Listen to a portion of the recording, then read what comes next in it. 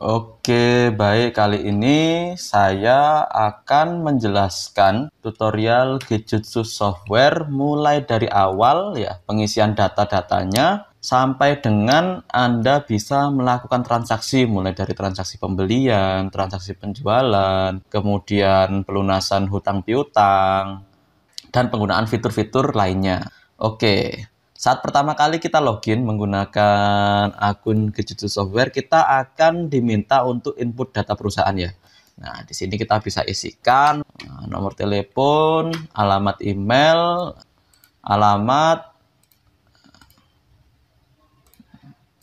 kecamatan. Nah, disesuaikan aja ya untuk data perusahaan dengan data perusahaan Anda. Nah, kalau semua data sudah sesuai, ini bisa langsung klik selanjutnya.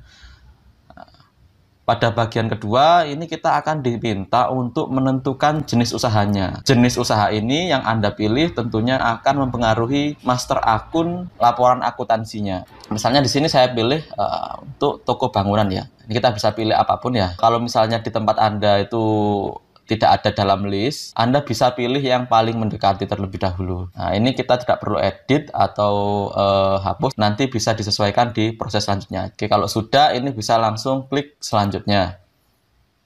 Nah, pada bagian ketiga, ini kita akan diminta untuk menginputkan akun banknya ya. Nah, jadi di tempat Anda itu pakainya bank apa saja, ini bisa diinputkan di sini. Misalnya di sini saya pakainya bank BRI, Mandiri, sama Bank Jatim gitu misalnya. Nomor rekening.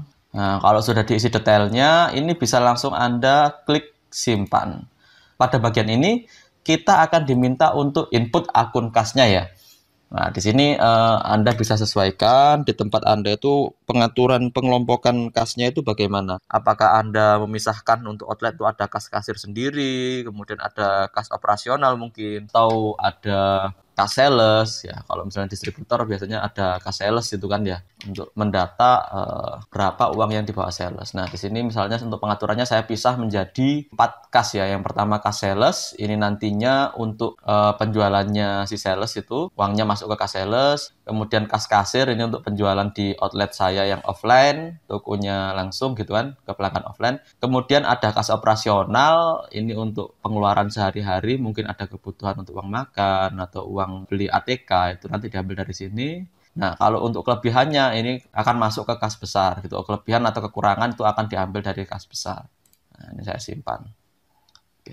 Setelah menginputkan semua data di awal tadi ya, mulai dari data perusahaan, data jenis usaha, data bank, sama data kas, kita akan diminta untuk mengisi saldo awal neracanya. Nah, ini saran saya sesuaikan dengan kapan posisi terakhir Anda cut off. Misalnya di sini saya cut off keuangannya adalah bulan Mei ya. Bulan Mei, posisi terakhir bulan Mei itu keuangan saya di kas sales ini kan selalu kosong ya sore. Saya kosongkan, di kas kasir itu ada uang kembalian. Selalu saya sediakan kembalian senilai 2 juta. Kas operasional selalu saya sediakan 5 juta untuk kebutuhan konsumsi dan lain-lain. Di kas besarnya, nah, ini setorannya ada 20 juta. Bank BCA ada 100, Bank Mandiri 200, Bank Jatimnya ada 300.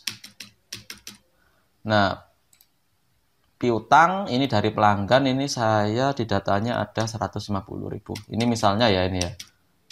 Nah, ini nanti bisa disesuaikan kebutuhan Anda itu bagaimana. Apakah Anda memiliki percikan beras jadi? Kalau misalnya waktu cut off itu posisi ada percikan beras jadi, ini bisa diisikan juga. Terus di sini ada aset tetap. Kalau misalnya ada diisi, ini saya kosongkan aja. Oh iya, di bagian saldo awal neraca ini untuk posisi aktiva ya atau aset ini dan juga pasiva atau kewajiban modal ini harus balance, harus seimbang. Jadi kalau di sebelah kiri ini aktivanya ada 857 juta, berarti di sebelah kanan ini kewajibannya juga harus sama. Oke, misalnya di sini 800, dari 850 juta ini yang di kiri ini saya dapatkan pertama dari hutang usaha senilai 500 juta. Nah, sisanya ini 300 juta ini 200-nya saya dapatkan dari modal. Sisanya ini saya dapat dari pendapatan atau laba. Nah, ini balance. Kalau aktiva dan pasifanya ini balance, ini bisa langsung kita klik simpan datanya ya. Oke, klik simpan. Nah, maka kita akan dibawa ke menu jurnal umum, ini ya. Untuk menginputkan detail-detail saldo awal yang sebelumnya kita masukkan. Yang perlu diinput detailnya itu apa saja? Yang pertama, karena saya memasukkan data piutang, saya harus mengisi 150 juta ini piutangnya dari siapa saja gitu. Kita harus inputkan detailnya. Begitu juga dengan persediaan barang jadi. 80 juta ini wujudnya apa saja, barangnya apa saja. Nah, itu. Dan juga yang hutang ya tentunya. Hutangnya 500 juta ini dari siapa saja. Nah, itu juga harus kita inputkan detailnya. Cara menginputkannya itu bisa masuk ke klik setting ini ya. Nah, ini kita bisa menginputkan detailnya. Seperti jika Anda mengisi kolom piutang, maka kita akan diminta untuk menginputkan detail piutangnya. Begitu juga dengan hutang, persediaan, dan saldo awal asetnya. Sebelum kita mengisikan detail saldo awal neracanya, mari kita isi terlebih dahulu data-data masternya. Kita mulai dari master, posisi, dan jabatan. Untuk mengatur master posisi dan jabatan, Anda bisa masuk ke menu HRD, lalu klik posisi dan jabatan. Nah, di sini kita bisa men-setting beberapa level jabatan dan juga beberapa posisi. Untuk saat ini, saya buat 2 level jabatan saja, yaitu yang pertama owner, yang kedua adalah staf operasional. Di sini untuk jabatannya kita buat 2 level saja. Yang pertama itu adalah admin sales, dan yang kedua adalah staf operasional. Begitu juga di posisinya. Untuk posisinya, yang pertama di sini ada admin sales sebagai posisi induk, jadi untuk posisinya yang tidak kita pilih. Kemudian posisi yang kedua kita isikan adalah salesnya, menginduk dari admin, dan jabatannya sebagai staf operasional. Sehingga kalau kita lihat di bagannya, jadinya seperti ini. Ada admin Erik sebagai admin sales, di bawahnya ada salesnya. Oke, setelah kita mengatur posisi dan jabatan, kita bisa langsung masuk ke menu master karyawan untuk menginputkan data karyawannya. Cukup klik buat data baru, lalu isi form sesuai dengan data karyawan Anda. Email dan password yang Anda masukkan di sini nantinya dapat digunakan karyawan Anda untuk login ke Gijutsu Software. Jadi pastikan Anda mengingat terutama password dari email yang Anda daftarkan. Oke. Baik, di sini saya sudah menambahkan 2 karyawan. Jadi total data karyawan ada admin dan juga ada 2 sales. Jika kita kembali ke posisi dan jabatan, lalu kita lihat bagannya, maka di sini akan muncul sesuai dengan settingan yang sudah kita lakukan.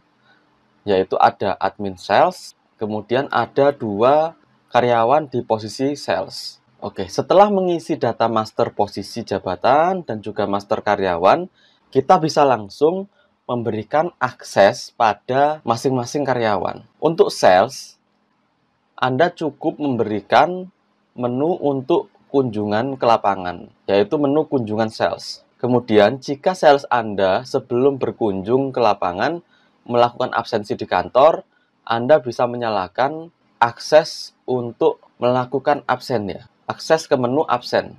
Dan kemudian berikan juga akses pelanggan sales agar dia dapat melihat data pelanggan miliknya. Jika sales Anda juga menginputkan data transaksi penjualan, jadi tidak hanya order, sampai ke data penjualan atau menerima pembayaran, Anda bisa memberikan akses ke menu penjualan sales. Setelah itu Anda bisa klik simpan.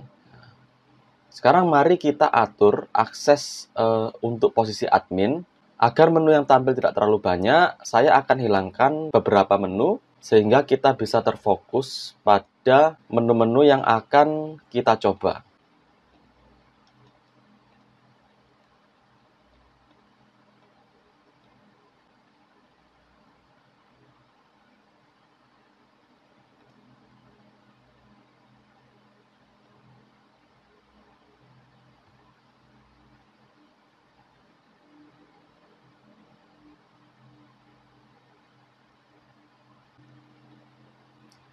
Setelah kita mengatur ulang setting menu kita bisa reload untuk melihat pembaruannya.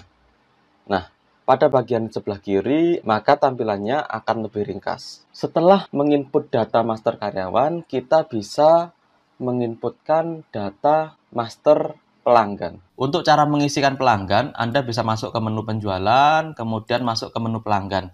Di sini ada dua metode untuk mengisikan pelanggan. Yang pertama, metode pengisian secara manual satu persatu dengan cara klik pelanggan baru. Maka di sini akan muncul form yang perlu Anda isi untuk penambahan pelanggan. Atau Anda juga bisa menggunakan import data.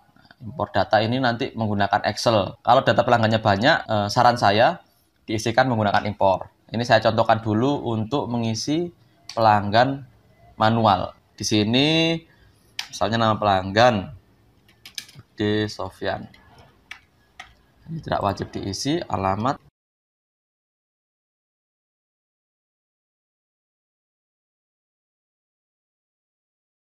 Oke.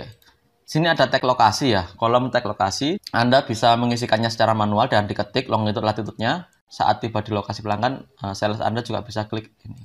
Untuk mengisikan lokasi, otomatis mengambil data dari GPS. Nah, kalau sudah, kode member ini juga bisa diisi kalau misalnya dibutuhkan.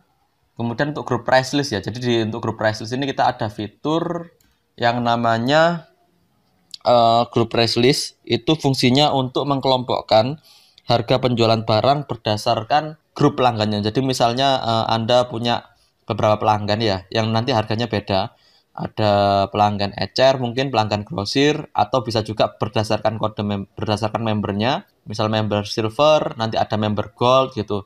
Pelanggannya member gold itu harganya lebih murah daripada member silver. Nah, itu juga bisa diatur nantinya. Ini sementara kita biarkan kosong, nanti bisa diupdate datanya. Kalau sudah diisi semua formnya, ini bisa kita langsung klik simpan. Nah, maka data pelanggannya akan bertambah. Oke, kali ini kita sudah berhasil menambahkan data pelanggan secara manual ya. Selanjutnya kita coba menggunakan fitur import. Untuk menggunakan fitur import pelanggan, caranya bisa klik import data. Ini kita bisa download contoh formatnya. Nah, kalau sudah ini kita buka contoh formatnya ya. Nah, kalau pelanggannya banyak, ini enak pakai import ya. Jadi di sini ada mulai dari kolom nama, email, telepon, alamat. Nah, ini jadi kita bisa langsung masukkan banyak pelanggan sekaligus. Nah, misalnya seperti ini ya. Nah, ini saya data pelanggan, nama pelanggannya siapa saja, emailnya saya isi, kemudian teleponnya, alamat, provinsi, kota, kecamatan, kode pos. Nah, untuk sales email ini fungsinya untuk mengkoneksikan langsung dengan data salesnya. Jadi misal di tempat Anda itu sales punya pelanggan sendiri-sendiri, ini sales emailnya bisa diisi.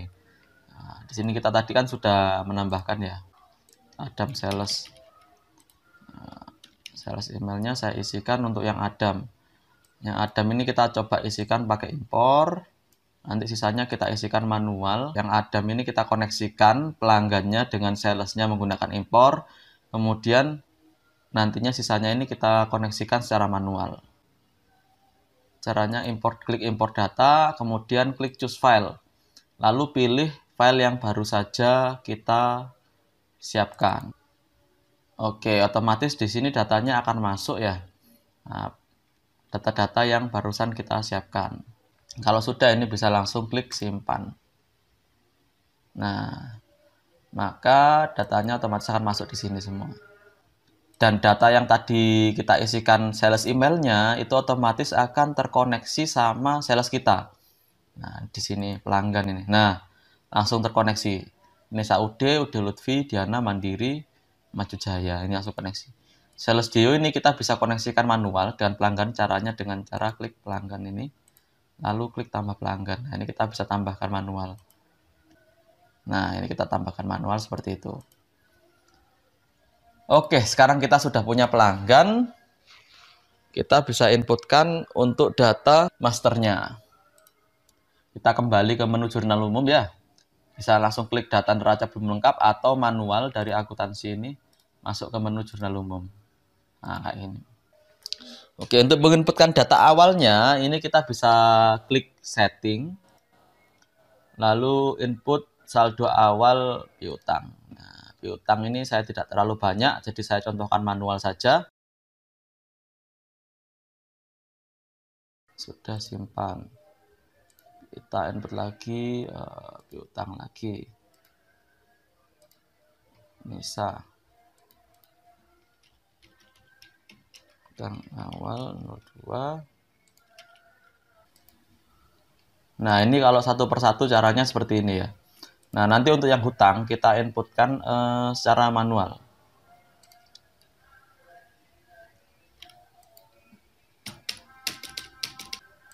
Baik, hari ini untuk yang bagian hutang ini kita akan menggunakan fitur import ya. Caranya sama seperti import pelanggan. Kita download template-nya. Lalu kalau sudah diisi datanya, nah, kalau sudah ini bisa langsung kita imporkan. Pastikan jumlah data yang nilai total ya, hutang yang di Excel import itu nominalnya sama dengan yang belum memiliki data. Karena kalau misalnya kita sudah menggunakan fitur import, sisanya itu mungkin nilainya ini kurang ya, itu nanti sisanya kita harus inputkan manual. Kalau misalnya nilainya sama, ini kan langsung selesai gitu. Jadi lebih enak kalau misalnya nilainya di Excel itu sudah pas. Kita bisa langsung klik simpan. Nah, kalau kita sudah inputkan detailnya, di sini akan muncul ya, piutang yang belum memiliki data RP0. Hutang yang belum memiliki data juga RP0. Ini kita artinya bisa inputkan lagi yang selanjutnya ini, persediaan. Persediaan ini sama, kita juga bisa inputkan menggunakan manual ya, satu persatu, pilih data dengan cara pilih data barangnya, atau menggunakan impor. Nah, ini karena saya belum memiliki data barangnya, belum saya masukkan, ini otomatis akan muncul tidak ada data. Nah, ini caranya untuk mengisikan persediaan awal, kita harus imporkan dulu atau masukkan dulu. Kita harus masukkan dulu data master barangnya. Ini kan Anda bisa masuk ke menu master barang. Nah, di sini ada dua cara ya. Kita isikan satu persatu menggunakan kolom ini. Jadi kita isikan di sini atau kita menggunakan impor. Caranya sama seperti sebelumnya. Caranya Anda bisa download contoh formatnya dulu, lalu diisi di Excel-nya, diisi mengikuti contoh formatnya. Ini saya sudah menyiapkan file template ya untuk master barangnya. Nah, nanti kita bisa langsung klik proses. Kalau sudah ada master barangnya, di sini kita bisa kembali ke menu jurnal umum. Ini kita bisa langsung pilihkan satu persatu di sini atau menggunakan impor. Kalau impor, ini kita download contoh formatnya, lalu kita isi datanya sesuai dengan data yang di master barang. Nah, ini kita kopikan saja tadi Excel yang digunakan untuk impor, kode nama barang dimasukkan di sini. Begitu pula dengan harga jualnya ya, harga jual ini kita copy saja dari Excel yang sebelumnya kita buat untuk impor master barang, lalu kita pastekan di situ. Harga beli juga kita copy, kita paste. Nah, quantity, nah, ini berapa stoknya. Nah, jadi di sini totalnya harus sama ya. Totalnya ini harus sama dengan yang ingin kita imporkan tadi. Ini kalau sudah, ini kita bisa langsung imporkan aja datanya ini. Nah, caranya sama seperti tadi, klik choose file, template yang barusan kita buat. Nah, datanya akan masuk di sini. Nah, ini kan, kalau ini sudah terisi, ini bisa langsung klik simpan. Selamat, kita baru saja selesai input detail saldo awalnya ya. Mulai dari input piutang, persediaan barang jadi, dan juga hutang usahanya. Kalau sudah selesai, ini bisa langsung kita finish, klik finish. Dan membuat periode baru untuk transaksi bulan Juni. Nah, ini bisa disesuaikan, tanggal awalnya kita rubah tanggal 1 saja, biar fix 1 bulan. Ini bisa langsung klik simpan. Fitur ini bisa Anda gunakan kalau Anda memiliki suatu usaha dengan beberapa kantor yang terpisah. Sebagai contoh, untuk kantor pusat di daerah A, sedangkan untuk kantor pemasaran di daerah B, dan untuk gudang di daerah C. Maka Anda bisa menggunakan fitur ini. Cara settingnya, Anda cukup masuk ke grup menu master, lalu pilih master lokasi dan cabang. Oke, di sini tampak terdapat dua pilihan ya, cabang dan lokasi absen. Untuk saat ini kita fokuskan ke lokasi absen. Untuk melakukan setting lokasi absensinya, Anda cukup klik buat lokasi absen baru, kemudian isi form yang muncul sesuai dengan data lokasi yang ingin ditambahkan. Misalnya, di sini saya tambahkan untuk lokasi kantor pemasaran Batu. Kemudian untuk koordinat lokasi absennya, kita bisa isikan secara manual, atau jika Anda saat ini sedang berada di kantor yang ingin ditambahkan, Anda cukup menyalakan GPS, lalu klik icon untuk Sherlock yang ada di sebelah kanan. Maka, koordinat akan terisi secara otomatis. Jika form sudah lengkap, Anda cukup klik simpan. Setelah itu, ketika karyawan Anda akan absen, akan muncul beberapa pilihan lokasi sesuai dengan setting lokasi yang sudah kita lakukan sebelumnya. Di sini, untuk melakukan absensi, karyawan Anda perlu memilih saat ini berada di lokasi kantor yang mana. Ambil foto, memperbarui lokasi, lalu klik simpan. Untuk menggunakan fitur tracking sales, terdapat dua proses yang perlu kita lakukan. Yang pertama dari sisi admin, sedangkan yang kedua dari sisi salesnya atau perangkat yang digunakan oleh sales. Mari kita mulai setting dari sisi admin. Untuk mengaktifkan tracking sales, Anda perlu masuk ke menu setting, kemudian klik tab HRD, lalu nyalakan setting untuk live tracking karyawan. Setelah itu, Anda bisa masuk ke menu live tracking. Di sini Anda dapat melihat data-data karyawan yang sebelumnya sudah Anda daftarkan. Aktifkan live track pada karyawan yang ingin Anda lacak dengan cara klik ikon berikut, lalu set sebagai aktif.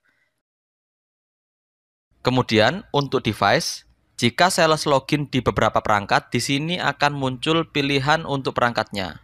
Anda perlu memilih perangkat yang digunakan oleh sales untuk kunjungan. Selamat, kita baru saja berhasil setting tracking sales dari sisi admin. Sekarang kita bisa memantau pergerakan sales. Untuk melihat pergerakan per salesnya, lengkap dengan historinya, Anda bisa klik ikon berikut. Sedangkan untuk melihat pergerakan seluruh sales atau posisi terakhir dari seluruh sales, Anda bisa klik ikon live tracking berikut. Oke, itu saja tutorial kali ini. Selamat mencoba. Baik, kita lanjutkan. Kali ini kita setting dari sisi salesnya. Setelah admin mengaktifkan fitur live tracking, saat sales masuk ke web atau aplikasi, maka akan muncul pop-up untuk perizinan mengakses lokasi. Nah, di sini kita bisa langsung klik OK untuk mengizinkan akses lokasi. Jika kita tidak sengaja klik No atau tidak mengizinkan akses lokasi, itu tidak masalah. Kita bisa setting dengan cara klik bagian berikut. Nah, di sini ada tombol untuk menyalakan atau mematikan akses lokasinya. Setelah akses lokasi diizinkan, sekarang handphone sales bisa dilacak dari admin. Selanjutnya, kita coba setting akses lokasinya melalui aplikasi ya. Nah, ini kita bisa langsung install aja dengan cara klik icon untuk install aplikasi, lalu klik install. Tunggu sampai aplikasi terinstall, lalu kita bisa langsung coba masuk melalui aplikasi yang sudah terinstall. Nah, sebenarnya di sini otomatis ya, ketika kita sudah mengizinkan akses lokasi di web, itu lokasinya sudah otomatis diizinkan. Nah, untuk memastikannya kita klik set setting. Di sini ada pengaturan akses apa saja yang bisa dilakukan oleh aplikasi ini. Nah, ini untuk sales kita pastikan menyala untuk akses lokasi dan kamera untuk foto. Pertama-tama, untuk melakukan pembelian, Anda perlu masuk ke menu pembelian. Kemudian, klik buat pembelian baru. Selanjutnya, tentukan supplier tempat Anda membeli barang. Jika sebelumnya Anda sudah memasukkan data master supplier, maka Anda cukup klik kolom supplier dan memilih suppliernya. Jika belum, maka Anda bisa klik ikon berikut untuk menambahkan data supplier. Setelah itu, pilih barang yang ingin dibeli dengan cara klik pilih barang. Anda juga bisa melakukan pembelian beberapa barang sekaligus. Setelah memilih barang, sesuaikan nilai kolom quantity, kolom harga beli, dan kolom diskonnya. Jika data sudah sesuai, Anda bisa menentukan jenis pembayaran yang ingin dilakukan, apakah cash, transfer, atau hutang. Jika Anda menggunakan metode pembayaran cash atau transfer, pastikan nilai saldo akun pembayaran Anda mencukupi. Sedangkan jika Anda memilih pembayaran hutang, maka sistem nantinya akan mencatat data hutang Anda terhadap supplier yang dipilih sebelumnya. Jangan lupa untuk menyesuaikan tanggal jatuh temponya ya. Untuk kolom keterangan, Anda bebas bisa mengisi atau membiarkannya kosong. Sedangkan untuk fungsi tombol on-off barang langsung diterima di bawah ini, akan dijelaskan di video tutorial terpisah terkait pembelian barang parsial ya. Jika form sudah diisi semua, maka Anda bisa langsung klik simpan. Selamat, Anda berhasil menambah stok melalui transaksi pembelian. Seperti yang saya jelaskan sebelumnya, saat ini stok Anda sudah bertambah, dan karena metode pembayaran yang kita gunakan tadi adalah hutang, maka data akan bertambah di menu hutang. Baik, jika sebelumnya kita sudah mencoba melakukan pembelian tipe hutang, kali ini kita akan mencoba input pembelian tipe transfer, sekaligus mencoba fitur import data barang.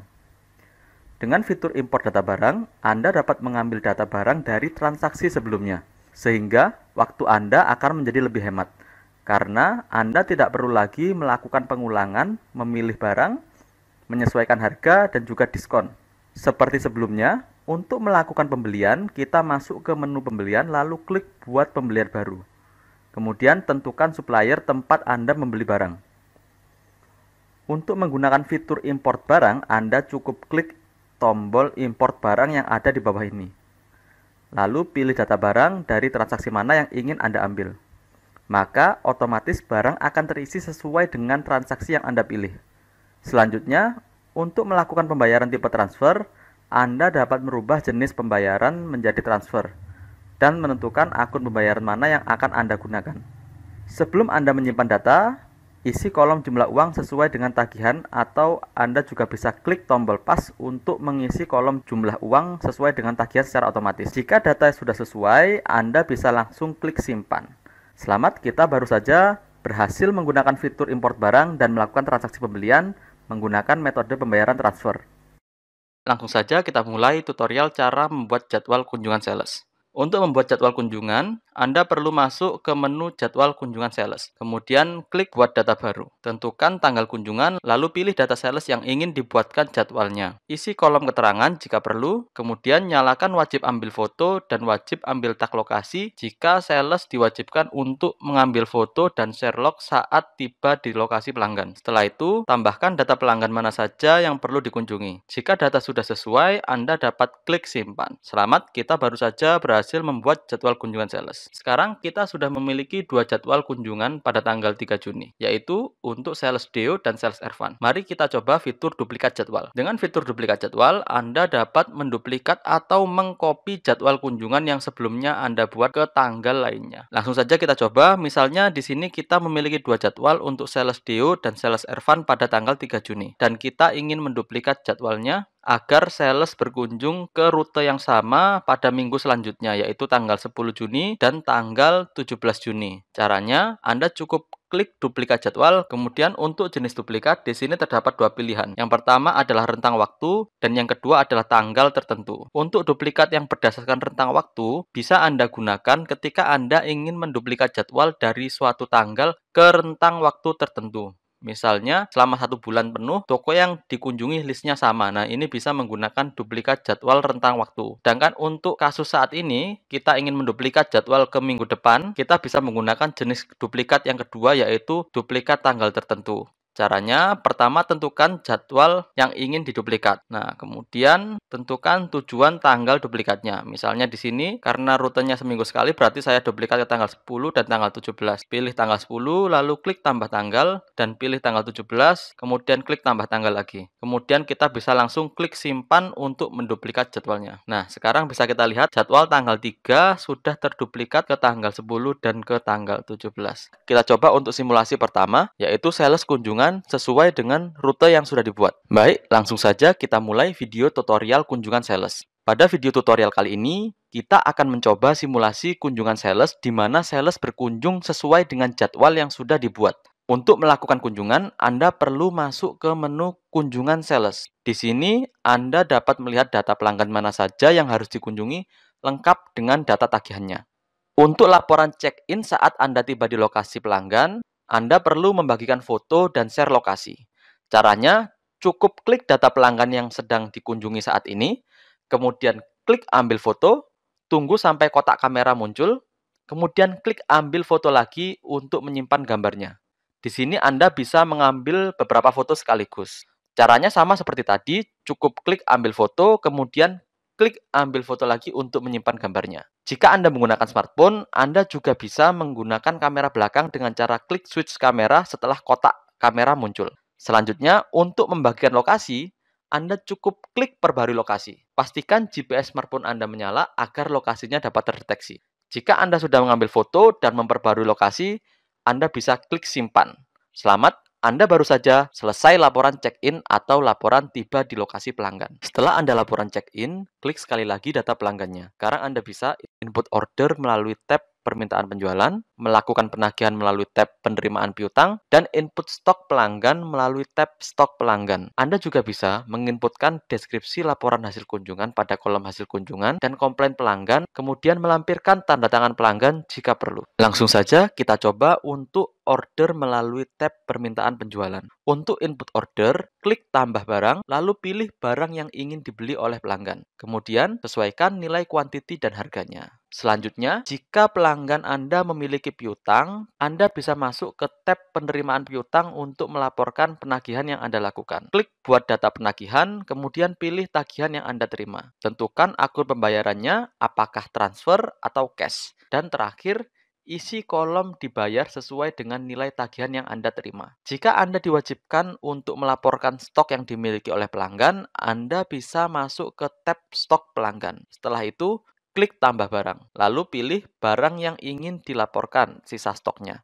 Kemudian, sesuaikan kuantiti dan isi keterangan jika diperlukan. Periksa sekali lagi data yang Anda inputkan sebelumnya. Jika semua data sudah sesuai, Anda dapat klik simpan. Selamat, kita baru saja berhasil input order melalui tab permintaan penjualan, melakukan penagihan melalui tab penerimaan piutang, dan input stok pelanggan melalui tab stok pelanggan. Anda dapat mengulangi proses yang sama pada pelanggan yang lain yang muncul dalam daftar jadwal kunjungan. Baik, jika sebelumnya kita sudah mencoba kunjungan sesuai jadwal yang dibuat oleh admin, kali ini kita akan mencoba simulasi kunjungan sales di luar jadwal yang dibuatkan oleh admin. Caranya, ketika Anda tiba di lokasi pelanggan dan ingin melaporkan check-in atau laporan tiba di lokasi pelanggan, Anda cukup klik tambah kunjungan. Setelah itu, tentukan nama pelanggan yang saat ini dikunjungi. Kemudian, klik ambil foto dan klik ambil foto lagi untuk menyimpan gambarnya. Di sini Anda bisa mengambil beberapa foto sekaligus. Sama seperti tadi, caranya cukup klik ambil foto, lalu klik ambil foto lagi untuk menyimpan gambarnya. Selanjutnya, untuk membagikan lokasi, Anda cukup klik perbarui lokasi. Pastikan GPS smartphone Anda menyala agar lokasinya dapat terdeteksi. Jika Anda sudah ambil foto dan memperbarui lokasi, Anda bisa klik simpan. Selamat, Anda baru saja laporan check-in atau laporan tiba di lokasi pelanggan di luar jadwal. Setelah Anda laporan check-in, klik sekali lagi data pelanggannya. Sekarang Anda bisa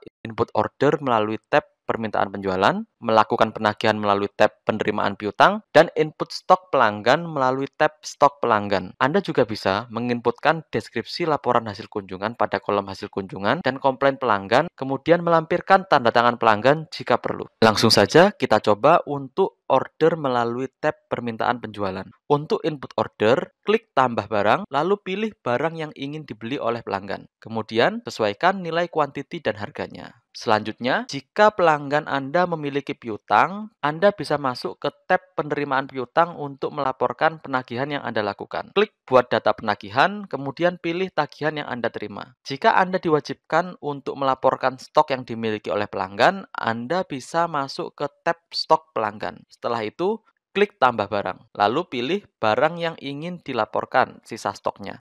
Kemudian, sesuaikan kuantiti dan isi keterangan jika diperlukan. Periksa sekali lagi data yang Anda inputkan sebelumnya. Jika semua data sudah sesuai, Anda dapat klik simpan. Selamat, kita baru saja berhasil input order melalui tab permintaan penjualan, melakukan penagihan melalui tab penerimaan piutang, dan input stok pelanggan melalui tab stok pelanggan. Baik, jika sebelumnya kita sudah mencoba untuk kunjungan sales di luar jadwal, kali ini kita akan mencoba simulasi di mana sales menambahkan pelanggan baru, kemudian melakukan kunjungan ke pelanggan yang baru saja ditambahkan. Langsung saja caranya, pertama kita perlu masuk ke menu pelanggan sales. Setelah itu, klik buat pelanggan baru, Kemudian isi form yang muncul, mulai dari nama pelanggan, alamat, kita bisa isi sesuai kebutuhan. Mungkin alamat, nomor telepon, kalau misalnya dibutuhkan untuk mengisi longitude latitude, itu bisa langsung klik tombol yang ini.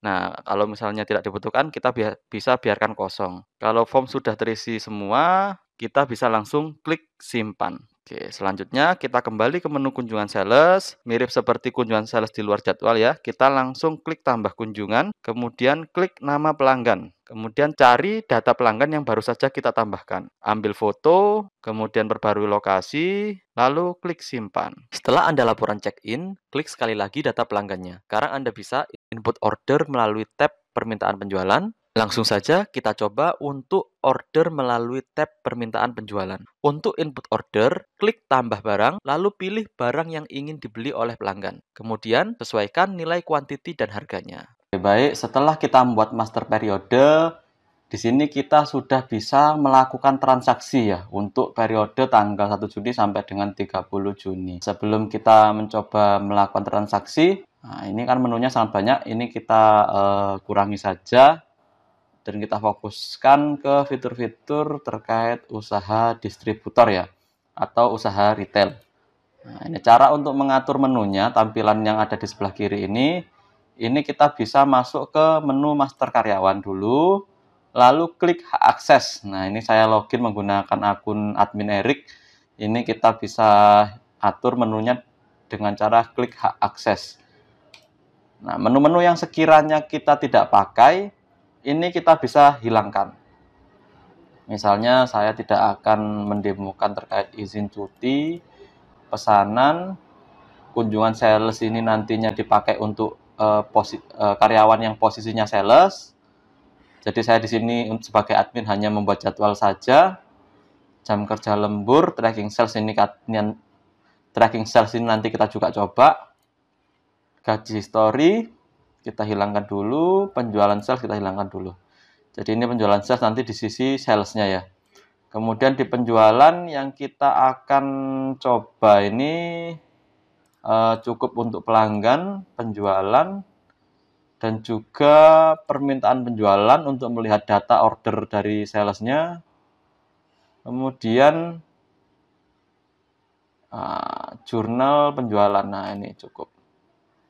Kemudian di pembelian, ini kita aktifkan semua, tidak apa-apa. Produksi tidak akan kita demokan kali ini. Inventory, oke kita review nanti sekilas untuk inventory. Kemudian juga akuntansi, ini saya aktifkan menu-menu yang sekiranya akan saya bahas. Kas dan bank, ini tidak saya munculkan. Cek penerimaan HRD, ini akan yang saya gunakan hanya master karyawan, absensi karyawan, posisi jabatan tadi sudah. Nah, untuk master, nah ini kita nyalakan saja. Master meja tidak kita pakai. Oke. Setelah mengatur menu-menunya, ini kita reload ya. Oke, tampilan di sebelah kiri akan menjadi lebih ringkas dibandingkan dengan sebelumnya.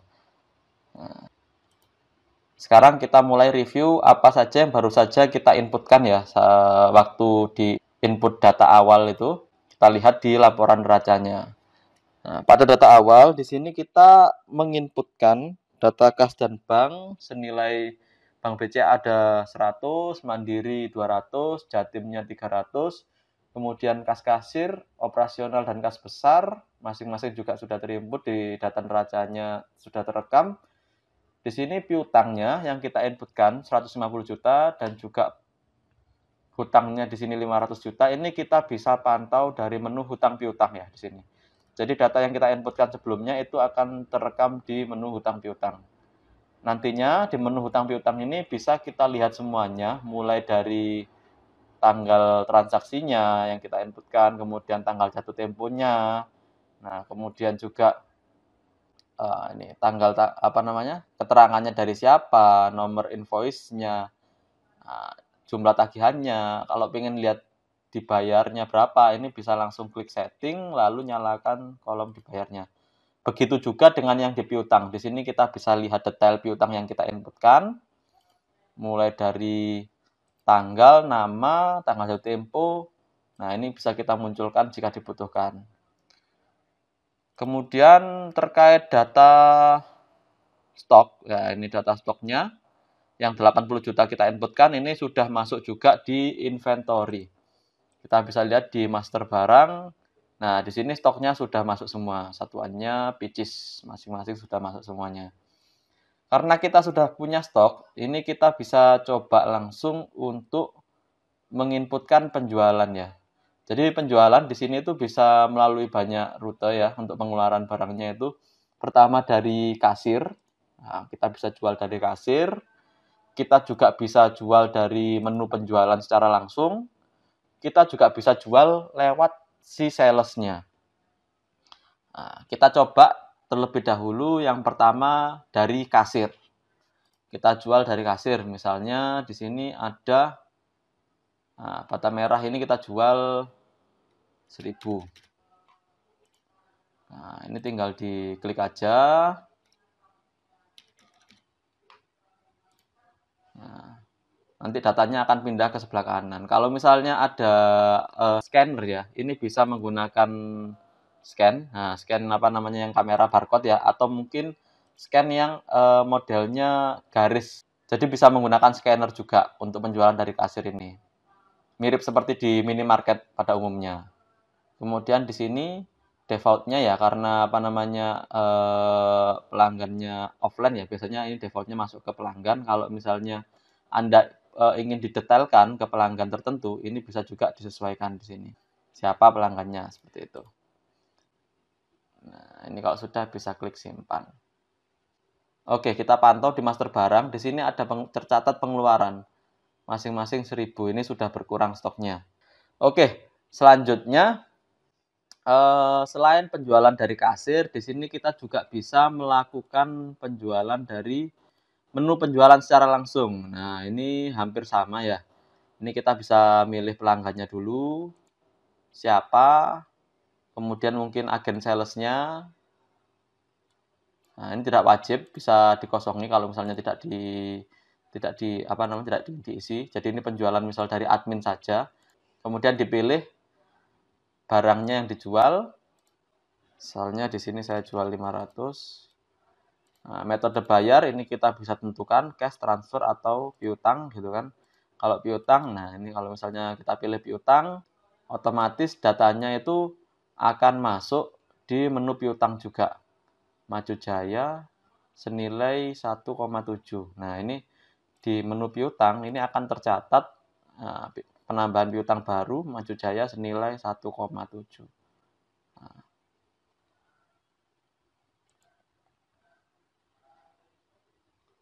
tapi kalau misalnya tadi itu kita pilih transfer ya, nah ini otomatis uangnya akan masuk ke kas dan bank yang kita tentukan, apakah masuk ke Bank Mandiri atau Bank Jatimnya gitu kan.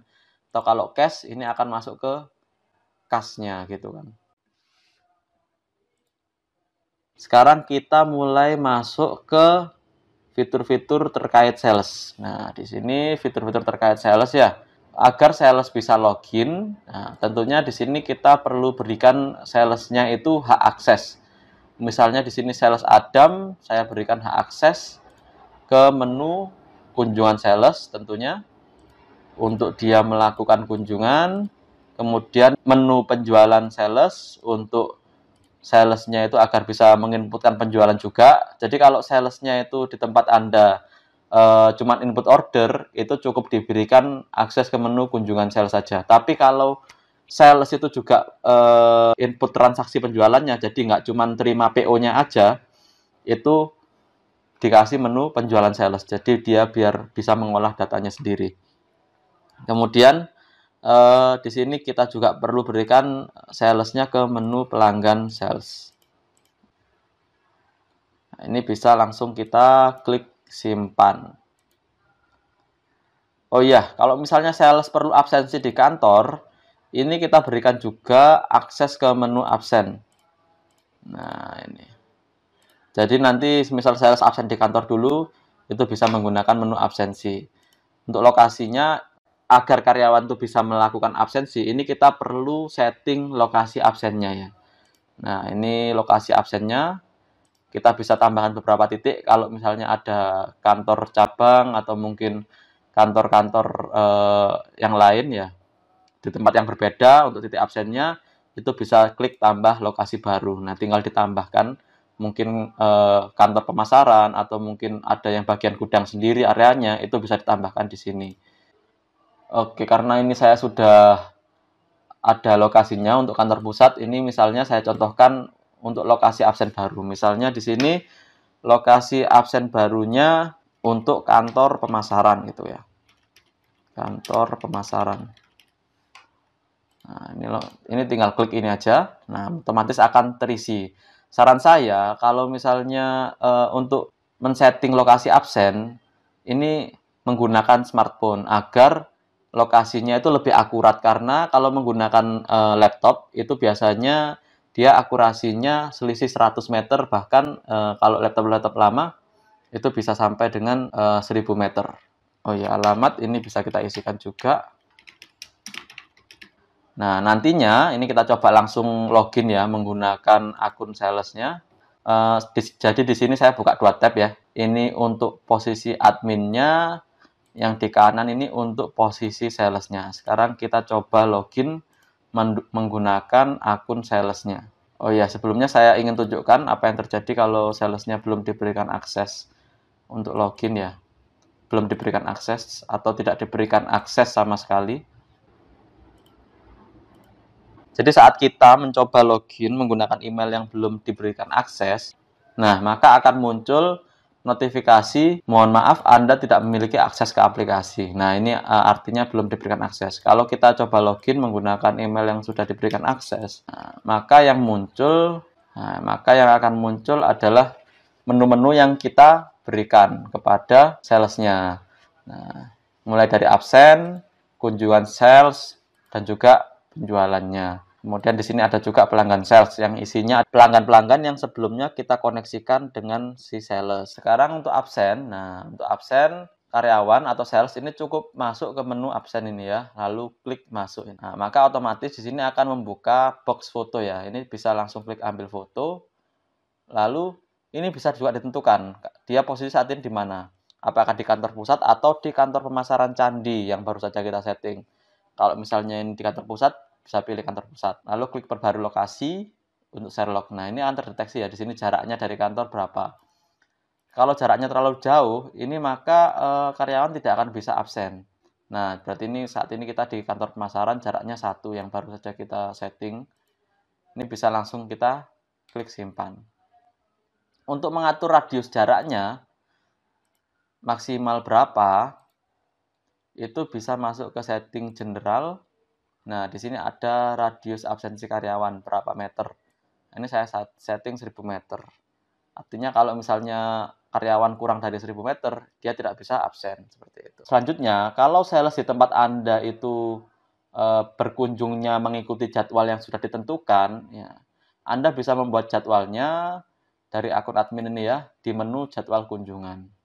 Nah, di menu jadwal kunjungan ini, untuk membuat jadwal, Anda cukup klik buat data baru, lalu pilih salesnya yang mana. Tadi kita tentukan sales Adam. Ini juga ada settingan apakah sales Adam ini wajib ambil foto dan Sherlock. Kalau sales diwajibkan untuk ambil foto dan Sherlock, ini bisa kita nyalakan. Kalau tidak diwajibkan, mungkin kalau wajibnya hanya untuk ambil foto agar proses lebih cepat, itu juga bisa dinyalakan salah satu saja. Gitu. Ini kita nyalakan dua-duanya. Nah, ini bisa kita tambah pelanggan yang dikunjungi. Kalau sudah, ini bisa langsung kita klik simpan. Maka di tempatnya sales Adam ini, saat dia masuk ke menu kunjungan sales, ini akan muncul jadwal-jadwal yang dibuatkan oleh si admin. Lengkap mulai dari data pelanggannya, mungkin nomor teleponnya ya, catatan kunjungan, dan juga tagihannya. Kalau pelanggan itu mungkin punya tagihan yang belum dibayar, seperti itu. Jadi si sales ini tinggal mengikuti jadwal untuk berkunjung ke tempatnya pelanggan. Oke, langsung saja ini kita coba sales untuk berkunjung ke tempat pelanggan. Caranya kita bisa klik di sini, pelanggan yang dikunjungi, lalu kita ambil foto, lalu klik share log. Kita juga bisa menggunakan kamera belakang kalau perangkat yang digunakan itu smartphone. Nah, ini akan otomatis di tempatnya admin akan tercatat sebagai waktu dia check-in di pelanggan atau waktu dia tiba di pelanggan. Untuk input order, pesanan-pesanan yang ingin dibeli oleh pelanggan, ini bisa langsung klik lagi datanya. Kemudian kita bisa klik tambah barang. Nah, kemudian pembayarannya bagaimana? Apakah pembayarannya cash atau transfer? Ini bisa disesuaikan juga. Misalnya di sini saya pilih cash ya, karena nanti kita juga mencoba closing kasir atau closing uang cash salesnya. Oke, jadi itu saja untuk input order. Cukup pilih barang, lalu sesuaikan kuantitinya dan tentukan metode pembayarannya. Hampir sama di penerimaan piutang, ini tinggal masuk ke tab penerimaan piutang kalau pelanggan punya tagihan, lalu klik buat data penagihan. Nah, maka di sini akan muncul kalau ada beberapa tagihan, di sini datanya juga akan muncul beberapa tagihan yang bisa kita terima. Karena di sini hanya ada satu tagihan, ini yang muncul hanya satu saja. Kita bisa langsung klik lagi datanya, lalu isikan kolomnya di sini. Berapa yang dibayar, apakah baru setengah atau langsung lunas gitu. Misalnya kalau baru setengah ya kita isikan juga nilainya samakan aja. Nah, di sebelah kanannya ini ada stok pelanggan. Di sini kita bisa menginputkan berapa sisa stok yang dimiliki pelanggan. Caranya cukup klik tambah stok, lalu dipilih barangnya apa yang ingin direportkan gitu. Kalau dibutuhkan, ini kita juga bisa isikan tanda tangan pelanggan, atau kalau ada komplain, ini kita juga bisa masukkan di kolom komplain dari pelanggan itu apa misalnya. Nah, kalau sudah, ini bisa langsung klik simpan. Nah, ini otomatis tercatat juga kita sudah check out. Dan data-data seperti order dari pelanggan itu akan terekam di tempatnya admin. Nah, kita coba masuk dari si admin ya. Order yang baru saja diinputkan oleh sales itu akan terekam di menu permintaan penjualan. Nah, ini yang Nisa UD. Nah, tercatat penjualan 5 juta, permintaan penjualan senilai 5.550. Nah, ini kita setting. Untuk barangnya mungkin kita munculkan. Oke, kalau semisal untuk penjualannya itu diproses dari sisi admin, ini admin bisa masuk ke menu penjualan untuk menarik datanya, lalu klik buat penjualan baru. Nah, di sini kita bisa tarik data PO untuk diakui sebagai penjualannya. Jadi di permintaan penjualan ini tidak selalu sama ya, tidak selalu harus sama dengan yang di penjualannya. Mungkin PO-nya di sini tercatat 1.000 ya, ini kita bisa rubah di penjualannya, ternyata setelah dikonfirm itu dia request cuma 500 aja. Nah, ini bisa disesuaikan lagi. Nah, pembayarannya awalnya metodenya yang dilaporkan cash. Setelah dikonfirm pembayarannya ternyata ingin dirubah ke transfer saja gitu. Nah, ini kalau penjualannya dari sisi admin. Kalau penjualannya juga prosesnya dilakukan dari sisi sales, itu caranya hampir sama. Sales kunjungan dulu ke pelanggan ya, ambil foto, lalu share log, klik simpan, lalu kita klik lagi untuk inputkan barang yang dipesan. Nah, mirip seperti tadi ya. Lalu kita juga terima piutang, kita masukkan piutangnya dibawa sama salesnya, langsung lunas. Stok pelanggan, kalau sudah ini bisa langsung kita klik simpan. Nah, ini sudah terekam, kita check out. Nah, untuk proses penjualannya, kalau diproses dari sisi salesnya, artinya admin cuma tinggal pantau laporannya saja, ini sales bisa masuk ke menu penjualan sales, lalu klik buat penjualan baru. Nah, di sini kita bisa langsung tarik data penjualannya, sama seperti tadi ya. Langsung klik pas, lalu di sini bisa klik simpan. Ini kita sudah berhasil menginputkan penjualan dari sisi salesnya. Nah, kalau ini bisa kita lihat juga laporannya di jadwal kunjungan ya. Nah, ini status dari 2 jadwal ini, dari 3 jadwal yang sudah dikunjungi 2. jam check-in dan check-out-nya juga terekam, dan juga titik lokasinya terekam di sini. Sekarang kita lihat juga laporan penjualannya tadi. Nah, laporan penjualannya di sini tercatat sales Adam ada penjualan transfer 4,6 dan penjualan cash senilai 3,8. Kalau kita klik lagi, di sini akan muncul detailnya. Nah, ini ada penjualan ke Nisa UD sama ke UD Lutfi. Barangnya apa aja, totalnya berapa, pembayarannya bagaimana, seperti itu. Nah, di penagihan ini juga kita bisa lihat ada penagihan cash sama penagihan transfer. Penagihan cash-nya 50 juta dan penagihan transfernya 25 juta. Kalau kita klik detailnya, di sini akan muncul juga detailnya dari pelanggannya siapa dan totalnya berapa.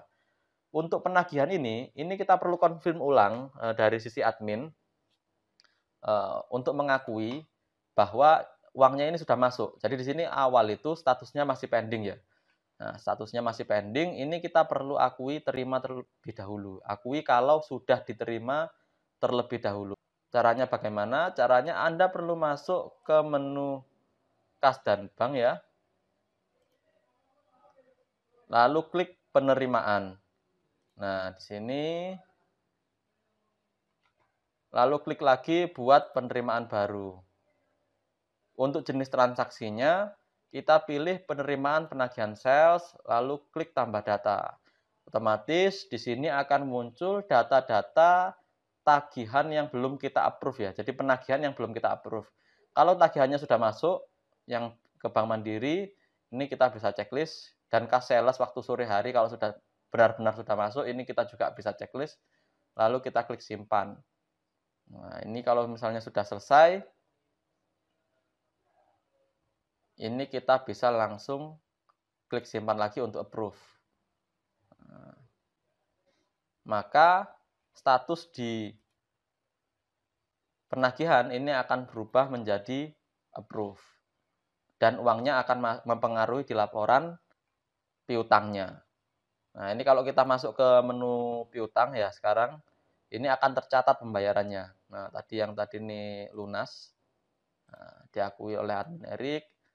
Ini juga sudah terbayar 25 juta diakui oleh admin Erik.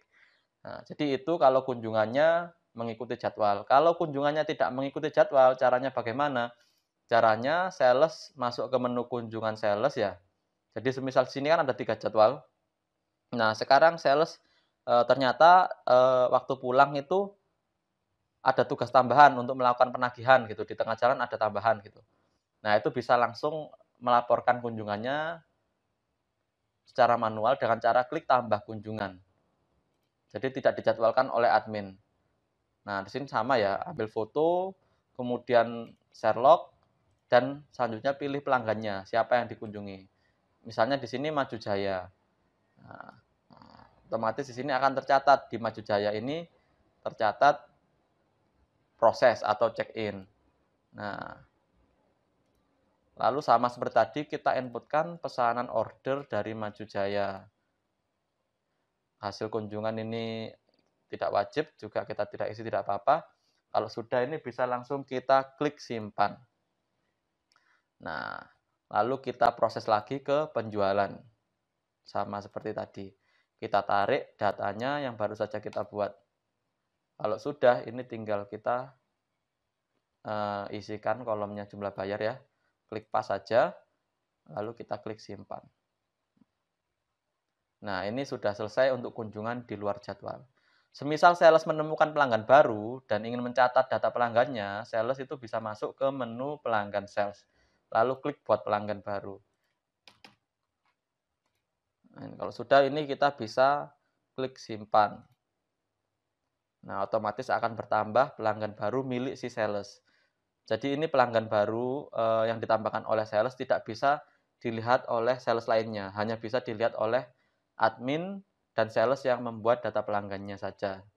Atau sales yang terkoneksi dengan pelanggannya saja. Nah, semisal ingin mencatat juga untuk kunjungannya, kita juga bisa langsung masuk ke menu kunjungan sales. Jadi sama seperti kunjungan di luar jadwal, ini tinggal klik tambah kunjungan, lalu klik ambil foto. Nah, bisa langsung kita klik simpan. Seperti tadi ya. Nah, karena ini pelanggan baru, piutangnya juga kosong, ini kita hanya inputkan ordernya saja, itu bisa.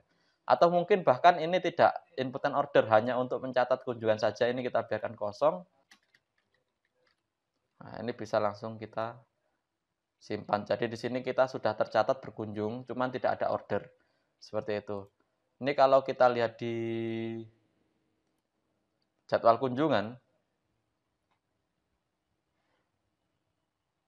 nah, ini di sini laporan penjualannya masih sama karena memang pelanggan-pelanggan yang lain tidak order ya, hanya ada tambahan Maju Jaya yang kunjungan di luar jadwal tadi. Nah, ini kalau kita lihat di statusnya, kenapa kok masih proses? Ini karena ada satu pelanggan yang belum dikunjungi. Jadi statusnya di sini masih proses. Untuk laporan mulai dari laporan penjualan, laporan penagihan, dan laporan stok pelanggan, ini kita bisa ekspor dalam bentuk Excel. Caranya tinggal klik icon ekspor, lalu pilih tanggalnya, data yang ingin diekspor dari tanggal berapa sampai tanggal berapa. Kemudian tentukan yang ingin diekspor apakah laporan penjualan, laporan penagihan, atau laporan stok pelanggan. Oke, itu saja untuk fitur kunjungan sales. Sekarang kita lanjutkan untuk fitur tracking sales ya. Jadi untuk setting fitur tracking sales ini pertama-tama kita bisa masuk ke klik setting yang ada di sini. Lalu masuk ke bagian HRD. Ini kita nyalakan live tracking sales-nya. Kalau sudah, kita bisa masuk ke menu tracking sales, pilih karyawan yang ingin kita track. Misalnya sini sales Adam, itu kita klik live tracking ini. Nah, ini kita set sebagai aktif. Nah, untuk device, ini kalau misalnya sales login di beberapa perangkat, ini akan muncul pilihan. Karena kita login hanya di satu perangkat ya, Windows Browser, maka yang muncul di sini hanya satu pilihan saja. Kalau sudah ditentukan device dan live trackingnya sudah dirubah menjadi aktif, ini tinggal kita klik simpan. Nah, ini dari sisi admin otomatis akan melacak si salesnya. Nah, cara melacaknya ada dua. Jadi kalau misalnya kita ingin lacak per karyawan, kita bisa klik lacak sales. Si sales ini belum menyetujui untuk dia membagikan lokasi. Oke, ini saya reload dulu. Nah, ini pastikan untuk akun sales, akses lokasinya ini dinyalakan ya. Jadi kita bisa rekam dia posisi ada di mana. Nah, kalau sudah, ini kita klik lacak sales. Otomatis di sini akan terdeteksi posisinya terakhir itu di mana sales. Kalau ingin memantau beberapa karyawan sekaligus, kita bisa klik live tracking yang ada di sebelah kanan ini. Nah, nanti akan muncul beberapa karyawan sekaligus, titik-titiknya di mana saja itu akan muncul di peta. Karena saya hanya mengaktifkan satu karyawan, maka di sini yang muncul hanya satu karyawan saja. Posisinya sama seperti tadi ya.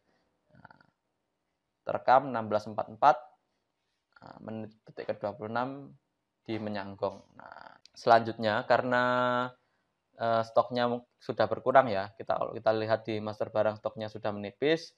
Semisal kita ingin mencoba membeli barang, ini kita bisa masuk ke menu pembelian. Nah, caranya klik buat pembelian baru, lalu pilih suppliernya. Kalau supplier masternya belum diisi, ini kita bisa tambahkan dari menu master supplier lewat import. Ya, sama seperti pelanggan tadi ya. Atau kita bisa isikan manual satu persatu dengan cara klik buat data baru. Nah, di sini saya akan mencontohkan untuk isi data supplier manual satu persatu. Mengisi supplier satu persatu. Caranya cukup isi nama. Untuk data-data di bawahnya ini opsional, bisa diisi, bisa tidak. Ini bisa langsung kita klik simpan. Lanjut ke menu pembelian. Untuk melakukan pembelian, kita bisa langsung klik buat pembelian baru. Lalu kita pilih suppliernya siapa. Setelah itu tentukan barang yang ingin dibeli. Dan untuk jumlah uang ini bisa kita langsung klik pas. Setelah itu, lalu kita, selanjutnya untuk pembayarannya, ini kita tentukan juga apakah cash, transfer, atau hutang. Kalau hutang, ini otomatis akan tercatat data hutangnya di menu hutang. Misalnya ini kita klik simpan. Nah, ini kalau kita masuk ke menu hutang, nah, di sini akan terekam. Kita memiliki hutang ke Toko Budi senilai 5.600.000 atas transaksi penjualan sebelumnya. Kemudian di inventorinya, kalau kita periksa, Di sini akan terekam data pembelian yang baru saja kita lakukan. Nah, di sini bisa kelihatan stoknya sudah bertambah. Mari kita review singkat semua transaksi yang sudah kita lakukan melalui menu jurnal umum. Di sini jika kita lihat, kita mencoba beberapa transaksi penjualan ya. Nah, nomornya sales 1, kemudian penjualan kedua, penjualan ketiga ini untuk dari sales ya, penjualan keempat. Kemudian di sini kita juga ada penerimaan piutang, kita juga coba penjualan lagi, dan di sini kita sudah mencoba pembelian. Nah, kalau kita lihat di laporan neraca, di sini kita mempunyai kas sales. Untuk melakukan closing kasir, memindahkan dari kas sales ke kas besar, kita bisa masuk ke menu kas dan bank, lalu masuk ke kas transfer. Kita pindahkan uangnya dari kas sales ke kas besar. Kalau sudah, kita isikan nilainya berapa yang ingin dipindahkan. 5. Nah, ini kita bisa langsung klik simpan. Nah, kalau kita lihat lagi, nah kas besarnya sudah bertambah dan kas salesnya sudah kembali ke 0. Oke, baik. Kali ini saya akan menjelaskan terkait closing kasir ya, atau tutup kasir. Nah, tutup kasir ini biasanya dilakukan untuk cross-check atau memastikan bahwa semua data, semua transaksi sudah terinput dengan benar. Misalnya di sini kas kasir ada 15 juta. Di kas kasir ini selalu saya sediakan 2 juta untuk kembalian. Nah, artinya di sini saya ada penjualan senilai 13 juta masuk uangnya. Ini kita perlu pindahkan ke kas besar agar esok hari kita bisa memantau pendapatannya itu yang masuk ke kas kasir berapa, agar keesokan harinya itu lebih mudah untuk kita memantau berapa uang yang masuk ke kas kasir. Nah, caranya ini kita masuk ke kas transfer ya, kita pindahkan masuk ke menu kas transfer, lalu klik tambah kas. Nah, di sini kita pilih dari kas kasir, kemudian ke kas besar. Nah, kita pindahkan senilai 13 juta. Kalau ada keterangan di sini bisa diisikan, kalau tidak ada, ini bisa langsung kita klik simpan. Oke, kita kembali ke menu akun kas dan bank. Nah, di sini kas kasir sudah kembali ke 2 juta. Uangnya masuk ke kas besar. Kemudian untuk kas sales, ini juga kita perlu tutup laporannya ya setiap hari agar keuangannya juga lebih rapi. Nah, di sini ada pemasukan senilai 25.635.000. Nah, ini artinya uang yang ada di sales saat ini senilai 25 juta yang harus disetorkan ke kantor. Jika sales sudah setor, kita juga bisa lakukan closing kasir atau kita kosongkan kembali kas salesnya. Nah, ini kita caranya sama ya, masuk ke menu kas transfer, kemudian pilih yang ingin di closing. Nah, ini dari kas sales ke kas besar. Nah, kita masukkan nominalnya. Nah, kalau sudah, ini bisa langsung klik simpan. Kalau kita kembali ke akun kas dan bank, kas salesnya kembali menjadi 0. Jadi besok ketika sales ada penjualan, itu bisa kita pantau dengan mudah berapa uang yang dibawa oleh si sales, seperti itu. Baik, kali ini saya akan menjelaskan terkait menu permintaan penjualan. Sebelum Anda menonton video ini, pastikan Anda sudah menonton video tutorial kunjungan sales. Jika belum, Anda dapat melihat videonya melalui link yang ada di deskripsi. Menu ini akan bermanfaat jika di perusahaan Anda menggunakan sistem di mana sales hanya input order atau sales hanya input pesanan saja dan admin sales bertugas untuk mengkonfirmasi pesanannya. Jika sebelumnya Anda sudah melihat video tutorial kunjungan sales, semua data order yang diinputkan oleh sales akan masuk ke menu permintaan penjualan ini. Di sini kita dapat melihat detail order yang diinputkan oleh sales, mulai dari data pelanggan, metode pembayaran, nilai transaksi, dan data barang yang diorder. Pada menu ini terdapat beberapa opsi yang dapat Anda lakukan. Yang pertama, Anda dapat menghapus permintaan penjualan dengan cara klik icon delete berikut. Kemudian untuk melihat detail data order, Anda dapat klik ikon info berikut.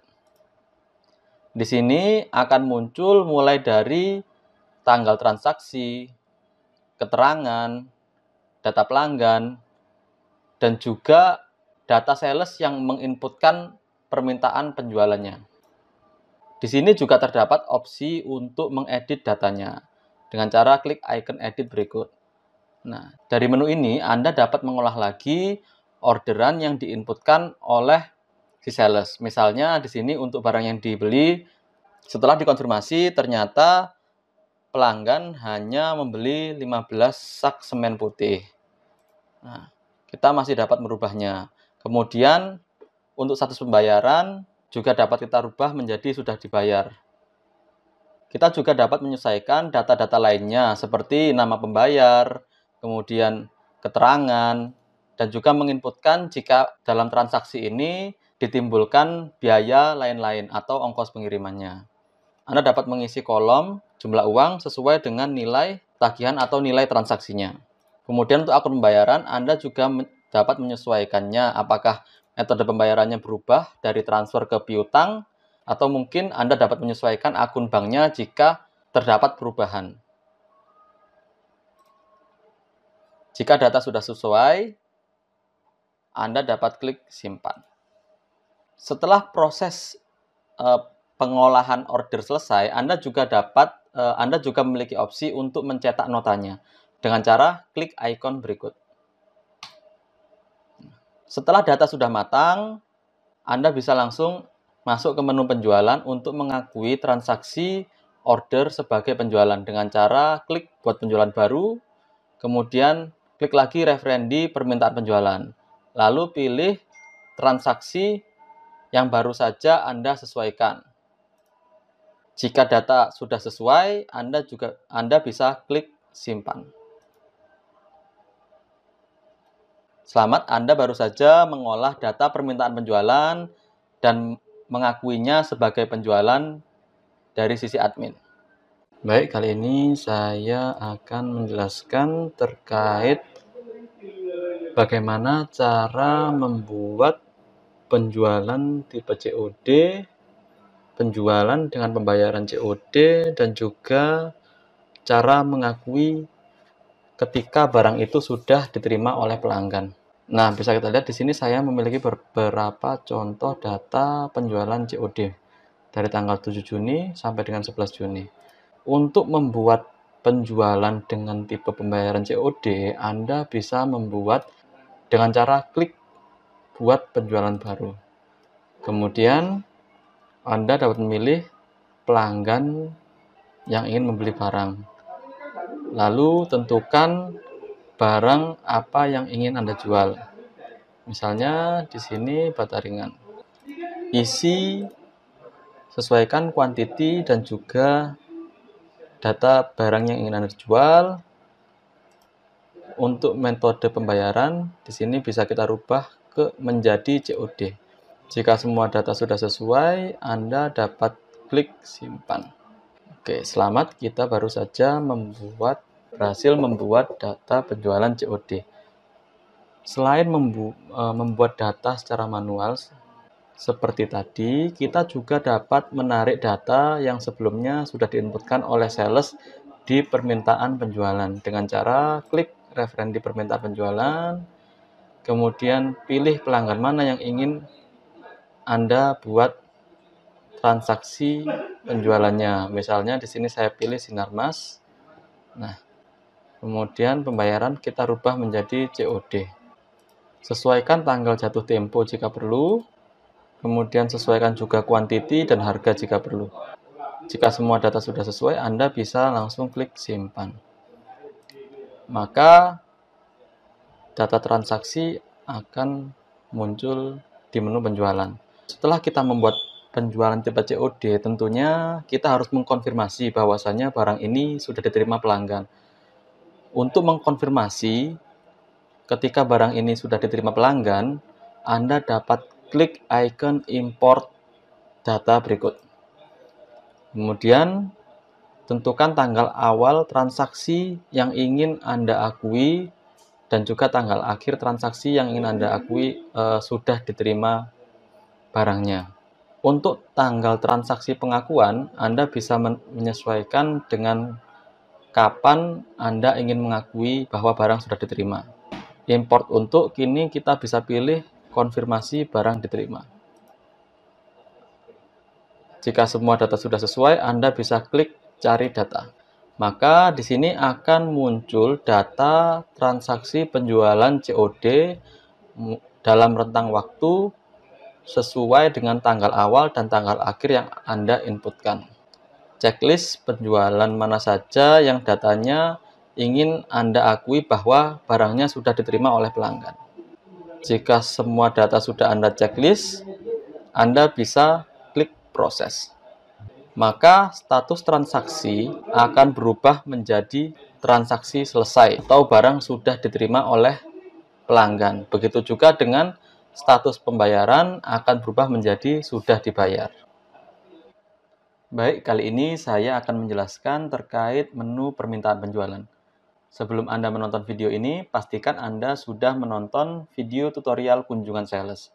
Menu ini akan bermanfaat jika di perusahaan Anda menggunakan sistem di mana sales hanya input order atau sales hanya input pesanan saja dan admin sales bertugas untuk mengkonfirmasi pesanannya. Jika sebelumnya Anda sudah melihat video tutorial kunjungan sales, semua data order yang diinputkan oleh sales akan masuk ke menu permintaan penjualan ini. Di sini kita dapat melihat detail order yang diinputkan oleh sales, mulai dari data pelanggan, metode pembayaran, nilai transaksi, dan data barang yang diorder. Pada menu ini terdapat beberapa opsi yang dapat Anda lakukan. Yang pertama, Anda dapat menghapus permintaan penjualan dengan cara klik icon delete berikut. Kemudian, untuk melihat detail data order, Anda dapat klik icon info berikut. Di sini akan muncul mulai dari tanggal transaksi, keterangan, data pelanggan, dan juga data sales yang menginputkan permintaan penjualannya. Di sini juga terdapat opsi untuk mengedit datanya dengan cara klik icon edit berikut. Dari menu ini, Anda dapat mengolah lagi orderan yang diinputkan oleh si sales. Misalnya di sini untuk barang yang dibeli, setelah dikonfirmasi ternyata pelanggan hanya membeli 15 sak semen putih. Kita masih dapat merubahnya. Kemudian untuk status pembayaran juga dapat kita rubah menjadi sudah dibayar. Kita juga dapat menyesuaikan data-data lainnya seperti nama pembayar, kemudian keterangan, dan juga menginputkan jika dalam transaksi ini ditimbulkan biaya lain-lain atau ongkos pengirimannya. Anda dapat mengisi kolom jumlah uang sesuai dengan nilai tagihan atau nilai transaksinya. Kemudian untuk akun pembayaran, Anda juga dapat menyesuaikannya apakah metode pembayarannya berubah dari transfer ke piutang atau mungkin Anda dapat menyesuaikan akun banknya jika terdapat perubahan. Jika data sudah sesuai, Anda dapat klik simpan. Setelah proses pengolahan order selesai, Anda juga memiliki opsi untuk mencetak notanya dengan cara klik icon berikut. Setelah data sudah matang, Anda bisa langsung masuk ke menu penjualan untuk mengakui transaksi order sebagai penjualan dengan cara klik buat penjualan baru, klik lagi referensi permintaan penjualan, lalu pilih transaksi yang baru saja Anda sesuaikan. Jika data sudah sesuai, Anda bisa klik simpan. Selamat, Anda baru saja mengolah data permintaan penjualan dan mengakuinya sebagai penjualan dari sisi admin. Baik, kali ini saya akan menjelaskan terkait retur penjualan. Sebelum Anda melanjutkan menonton video tutorial retur penjualan, pastikan Anda sudah menonton video tutorial untuk input transaksi penjualan terlebih dahulu. Untuk link video tutorial penjualannya, saya lampirkan di deskripsi. Oke, langsung saja. Saat ini kalau kita lihat di menu penjualan, kita memiliki 3 transaksi.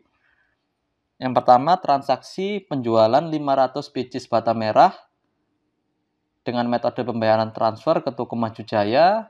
Kemudian yang kedua ada penjualan 250 pieces bata merah dengan metode pembayaran transfer ke toko yang sama. Dan penjualan 500 pieces bata putih dengan metode pembayaran piutang ke pelanggan Raja Beton Indo. Untuk menginputkan retur penjualan, Anda bisa masuk ke menu retur penjualan. Kemudian klik buat retur penjualan baru, lalu klik nomor penjualan dan pilih transaksi yang ingin diretur.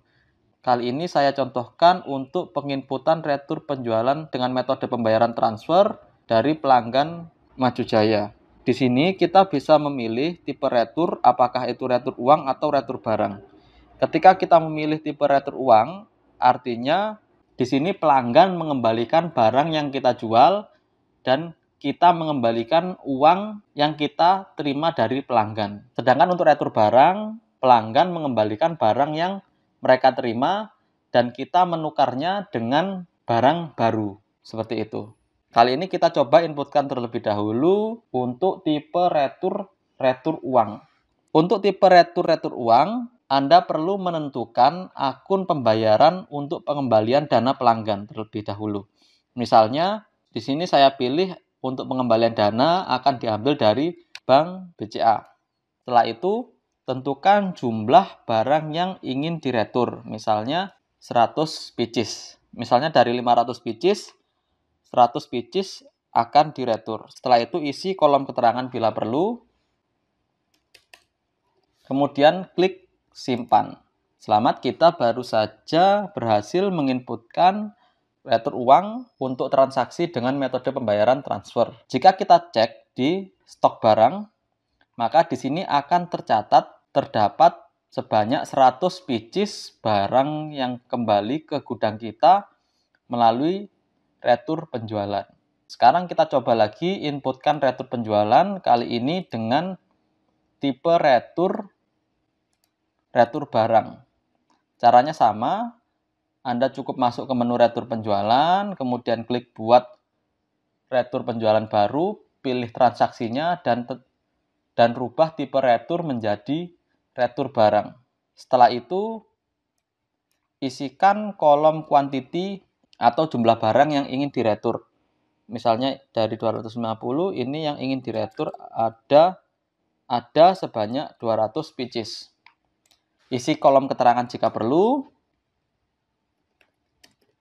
Jika semua data sudah sesuai, Anda dapat klik simpan. Selamat, kita baru saja berhasil menginputkan retur barang untuk transaksi dengan metode pembayaran transfer.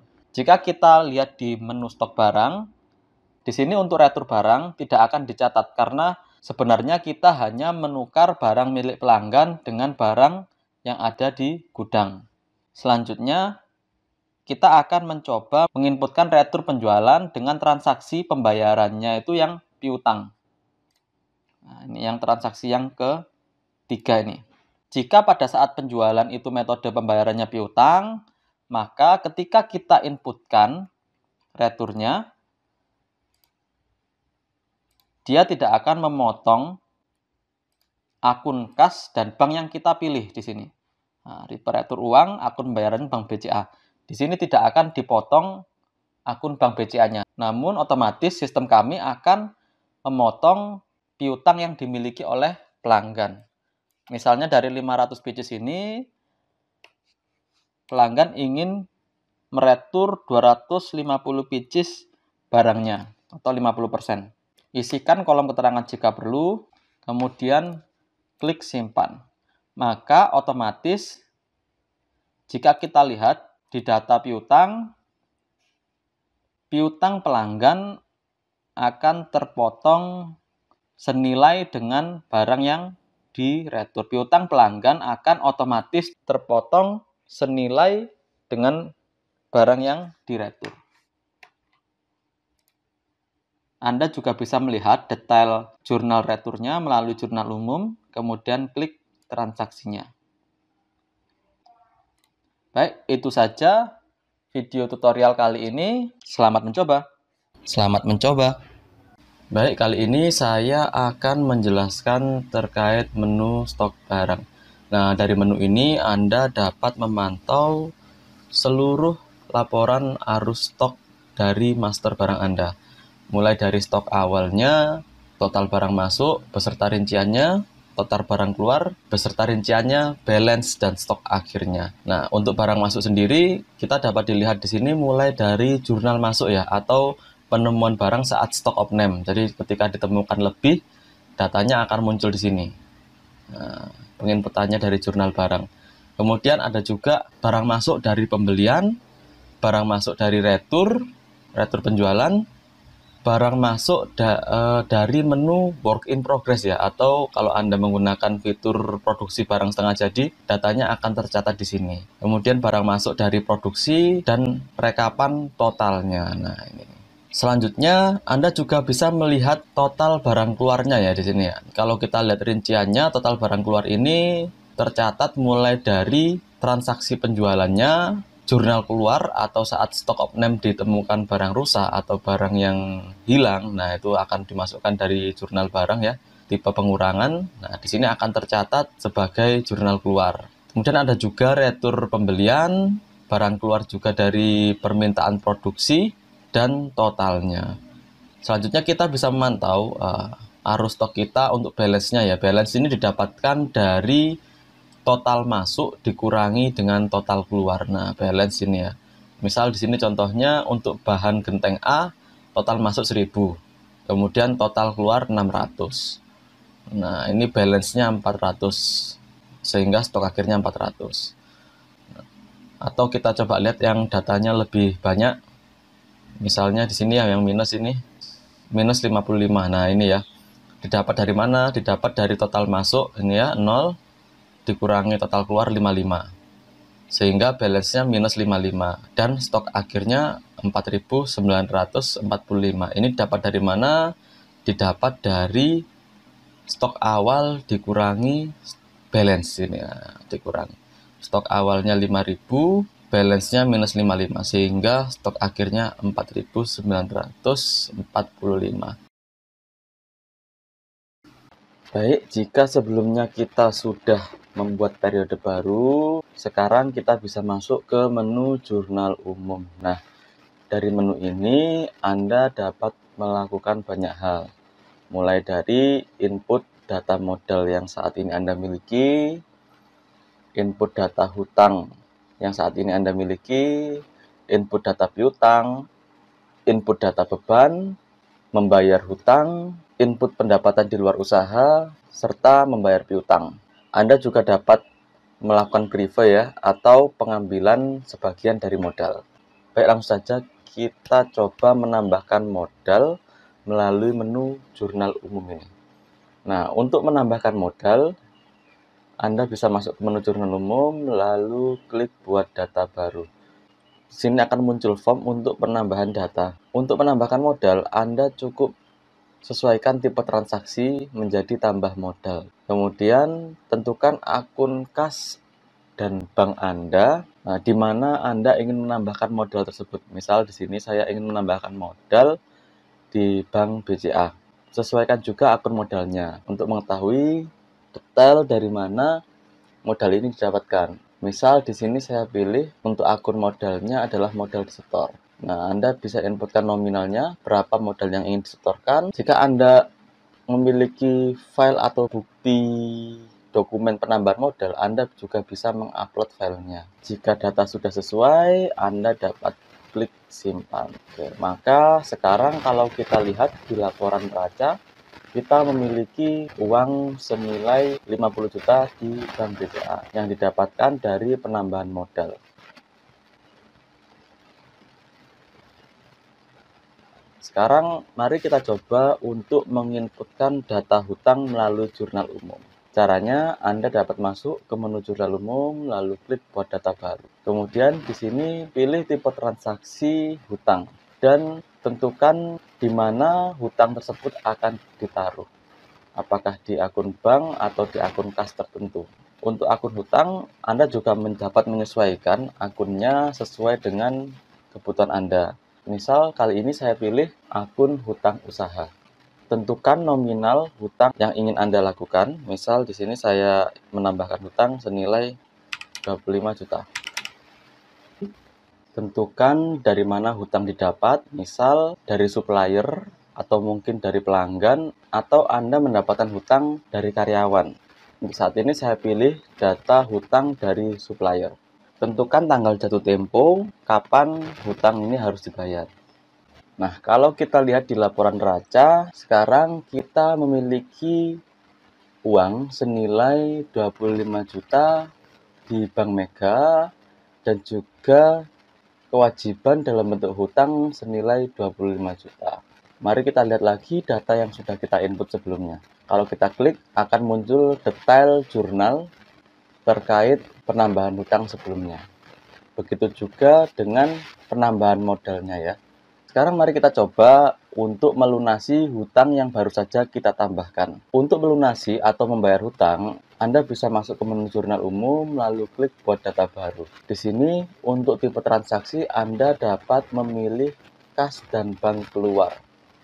Kemudian, jenis transaksi dapat Anda rubah menjadi pembayaran hutang. Lalu, untuk akun kas dan bank, Anda dapat menyesuaikannya dari mana Anda ingin membayar hutang tersebut. Kemudian pilih transaksi yang ingin dibayar. Maka di sini akan muncul semua data hutang yang Anda miliki. Nah, pilih hutang yang ingin Anda bayar, lalu isikan nominal yang ingin Anda bayarkan. Di sini tercatat tersisa hutang senilai 25 juta. Kali ini kita coba bayarkan sebagian dari hutang saja. Jika sudah selesai, Anda dapat klik simpan. Di laporan neraca sekarang, maka di Bank Mega akan berkurang 10 juta ya, menjadi 15 juta. Begitu juga dengan akun utang usahanya, yang awalnya 25 juta menjadi 15 juta. Nah, jika kita lihat data detailnya di menu hutang, maka kita dapat melihat di sini mulai dari tanggal transaksi hutang ditambahkan, kemudian tanggal jatuh temponya, nama data di mana Anda berhutang, kemudian catatan terkait hutangnya, jumlah hutang, dan sisa hutangnya. Jika kita klik data ini, maka akan muncul detail pembayaran hutangnya. Anda juga dapat memodifikasi kolom sesuai kebutuhan, dengan cara klik setting tabel yang ada di sini. Misal di sini saya ingin melihat data dibayarnya. Nah, jika kita klik, maka akan muncul tambahan kolom dibayar 10 juta. Sekarang mari kita kembali ke jurnal umum untuk mencoba input data piutang. Untuk input data piutang, prosesnya hampir sama dengan input data hutang. Anda cukup klik buat data baru, kemudian pilih tipe transaksi piutang. Nah, tentukan dari mana piutang akan diambil. Misalnya di sini piutang akan saya ambil dari Bank Mega. Kemudian tentukan akun piutang yang ingin Anda gunakan. Misal di sini saya ingin menggunakan akun piutang usaha. Setelah itu inputkan nominal piutang yang ingin Anda tambahkan. Data piutang yang ingin Anda tambahkan. Nah, tentukan tanggal jatuh tempo pembayaran piutang. Jika Anda memiliki foto terkait transaksi piutang ini, Anda dapat menguploadnya dengan cara klik choose file. Jika ada keterangan khusus terkait piutang, Anda juga dapat mengisikannya pada kolom keterangan. Jika semua data sudah sesuai, Anda dapat klik simpan. Sekarang, kalau kita kembali ke menu laporan neraca, dapat dilihat akun Bank Mega kita sudah menghilang atau nilainya berubah menjadi kosong, kemudian berganti menjadi piutang usaha senilai 15 juta. Dan pada bagian bawah berganti menjadi piutang usaha. Jika kita masuk ke menu piutang, maka di sini akan muncul data piutang yang baru saja kita tambahkan. Sekarang mari kita coba untuk menerima piutang yang baru saja kita tambahkan. Caranya, Anda cukup masuk ke menu jurnal umum, lalu pilih tipe transaksi kas dan bank masuk. Kemudian jenis transaksi Anda dapat memilih penerimaan piutang. Jika data sudah sesuai, Anda dapat klik simpan. Sekarang, kalau kita lihat di laporan neraca, maka di sini pada akun Bank Mega akan bertambah senilai 10 juta. Dan pada piutang usaha akan berubah menjadi 5 juta karena sudah kita terima nilai 10 juta. Dan jika kita lihat detailnya melalui menu piutang, maka di sini kita dapat melihat detail data piutangnya, mulai dari tanggal transaksi dilakukan, tanggal jatuh temponya, nomor transaksinya, nama pelanggannya, nomor transaksinya, nomor referensinya jika piutang didapatkan dari penjualan, nama pelanggannya, catatan terkait piutang, jumlah piutang, jumlah nominal yang sudah dibayarkan atau diterima, dan juga sisa piutangnya. Oke, selanjutnya sekarang kita akan mencoba untuk menginputkan data beban melalui menu jurnal umum. Caranya, Anda cukup masuk ke menu jurnal umum, lalu klik buat data baru. Nah, untuk menginputkan transaksi beban atau pengeluaran Anda dapat memilih tipe transaksi kas dan bank keluar. Setelah itu, di sini Anda dapat memilih beban usaha, beban administrasi, beban lain-lain, atau mungkin biaya di luar usaha. Nah, sesuaikan dengan kebutuhan Anda. Setelah itu tentukan akun kas atau bank yang ingin Anda gunakan untuk melakukan pembayaran. Misalnya di sini saya ambil dari Bank BCA. Inputkan nominal, biaya, beban yang ingin Anda inputkan. Tentukan kepada siapa beban ini dibayarkan. Anda dapat merubah dari yang awalnya supplier menjadi karyawan. Kemudian pilih siapa yang membayarkan bebannya. Jika semua data sudah sesuai, Anda dapat klik simpan.